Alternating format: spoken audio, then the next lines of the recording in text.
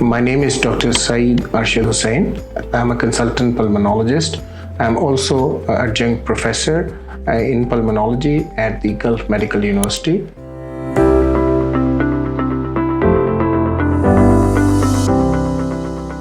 A lot of people ask me to talk about a very important subject, which is obstructive sleep apnea, how prevalent it is, how common it is, and how people present when they have sleep apnea. So the international estimate shows about 5 to 10% people having this kind of problems, which is sleep apnea problem. How they present is very interesting because they present with lethargy, with tiredness, with weakness in the day. They find themselves sleepy in the day and they can have loud snoring at the night time. So usually it's their partner in the house that notices that they are snoring and snoring very, very loudly. They also note that the patient has stopped breathing in the middle of night, what we call apneic episodes. They suddenly wake up and then realize that they were not breathing. So these episodes are very important. The loud snoring, the apnea or stoppage of breathing at night time. Then in the morning when they wake up, they're very unrefreshed from their night sleep.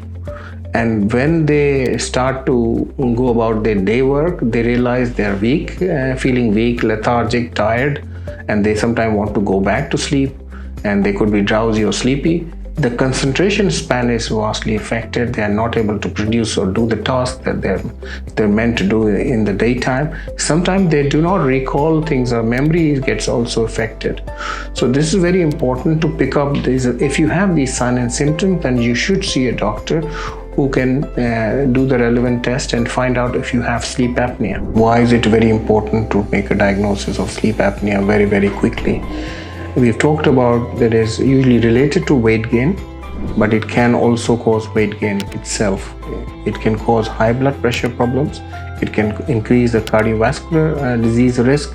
It can lead to having people strokes and diabetes type 2. So this, along with that, there is a risk of accidents on the motorway and on the roads because people are sleep deprived and they become sleepy on the wheels, and that's very, very dangerous. So hence this diagnosis of sleep apnea is a very important one to make, and it's very important to get the diagnosis done. For that you have to see a sleep specialist doctor, and for that we do arrange various tests. So we give you some questionnaires which are Epworth sleeping scores to check how sleepy you feel, and also stop bank questionnaire. These are two important questionnaires that some clinicians would use.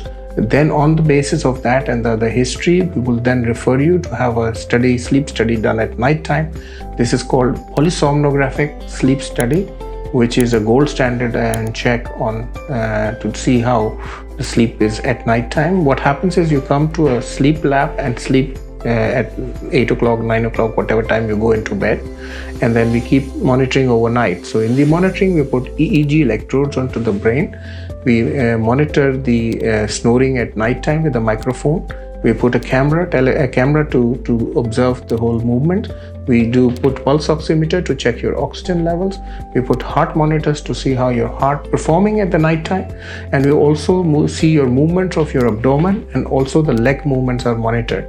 So it's like a full complete package. This is a gold standard investigation for patients who were suspected of obstructive sleep apnea.